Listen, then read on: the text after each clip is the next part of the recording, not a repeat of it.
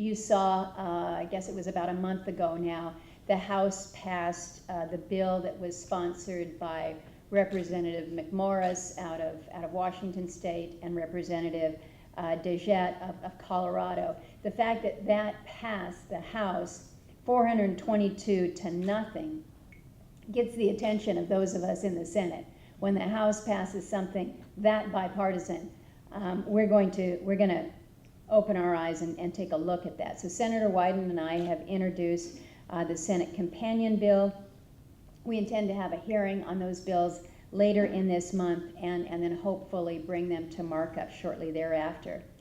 Now, due to the funding issues that I have mentioned and the need to provide offsets for future for funding authorization, the conventional hydropower bill does not provide for any new spending. Instead, what we do is we concentrate on policy initiatives.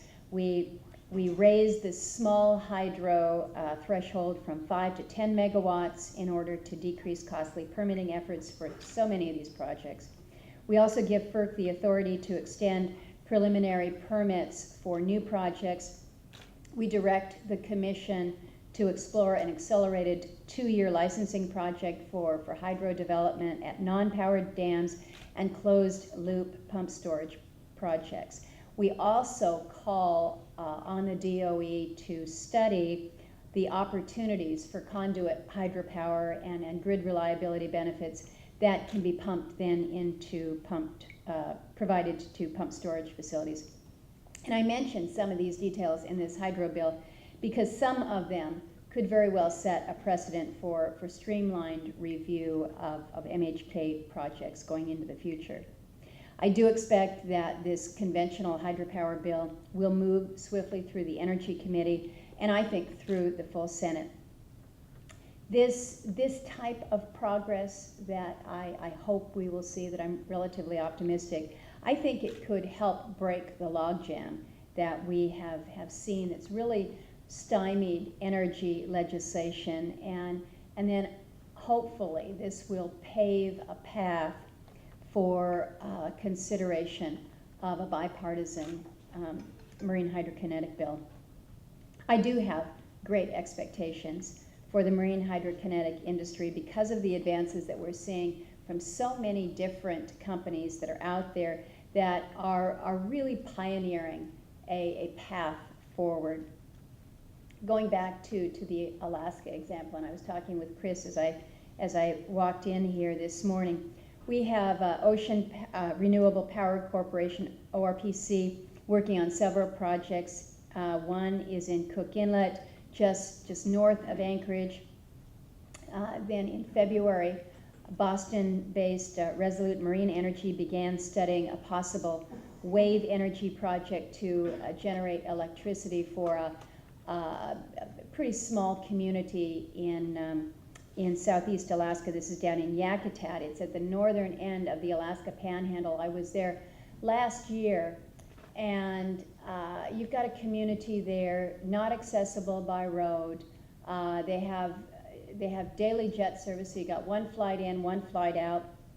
They rely primarily on fishing as their industry, but in that community, they're facing electricity costs of, at least at that time, it's about 51 cents a kilowatt hour. They were paying upwards of $7 a gallon for home heating fuel, for fuel for your boats, fuel for your truck. And they're a community that is looking for anything. Well, they've got incredible wave. If any of you are surfers out there, if you want to surf in Alaska, and you think I'm joking, this is actually a world surf, it's not a beach, big rocks there, but incredible, incredible waves coming into Yakutat. And you just look out there and you see that's incredible potential. But what is happening in this fishing community is it is so expensive for the local fish processor there to generate ice to keep the fish cool, that the boats, instead of coming in to Yakutat to deliver their fish and having it flown out, They will bypass Yakutat, going several hundred miles north, expend that fuel, because the energy costs in Yakutat are so prohibitively expensive. So this is a community that is looking for answers. When you've got a situation where you're basically spending 5 times the national average because you're reliant solely on diesel power generation, you're looking for alternatives. And so this project that Resolute is looking at is really exciting for them. We've got some other things that are going on that are generating attention in the news. Down in Homer, Alaska, there were 7 University of Alaska engineering students and their professor used the deep water dock there to serve as a test bed to measure and evaluate the tidal energy potential of devices to help power the community of Homer. The interesting thing about this little project, the cost of that research effort was $2,500. Now, whether or not this is going to yield great benefit for the community of Homer, we don't know. But what's happening is an interest, a desire, a passion to do so much more. The researchers at the University of Alaska Fairbanks Center for Energy and Power Laboratory, I was there last summer, they're working to design floating diversion structures to keep the debris that comes downriver, whether it's the Yukon or Kuskokwim or any river, from just thrashing these the devices that are currently used in the rivers. I was up in a small village of Ruby along the Yukon River, and they have to figure out how you keep the debris from impacting. Working with the university in these partnerships has proven to be very, very helpful. I think that we can all recognize that the American MHK industry has made a lot of progress in the past 12 months. I know you're going to be hearing from the senator from Maine this morning, and I think Maine's news about actually feeding power into the grid from their ocean energy project. This is something that we should all be celebrating. I think this industry is going to succeed because there's great movement, whether it's these young kids in Homer that have a great idea and are going to charge forward, however it plays out.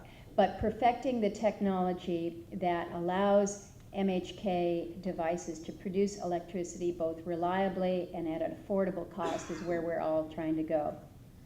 For my money, the best evidence yet that marine hydrokinetics is going to overcome kind of these growing pains that you're all going through is to start to live up to our shared great expectations in the years ahead.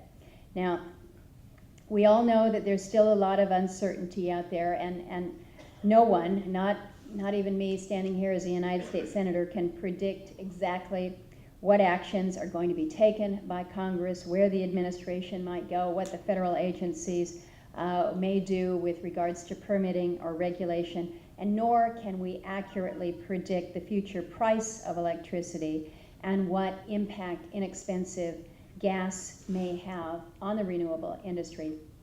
But I think what is clear is that Americans, especially those that are living along our coasts, living along our rivers, they've decided that harnessing the power of our currents, of the tides, of the waves, what's contained within our rivers, that this makes good sense as a way of meeting our future power needs. And that is the best guarantee possible that your industry is going to succeed. And I really am more confident now than I ever have been that my expectations, and I believe your expectations, of marine hydrokinetic technology will be met as we move forward. It's exciting. There's a great deal going on, and I applaud what each of you are doing to make a difference out in your respective regions. I think that this is the energy of the future for us in so many different ways. So thank you for being those great pioneers. It's wonderful to work with you, and I'll look forward to reading you another Dickens tale next year about this same time. Thank you for the opportunity to be with you this morning.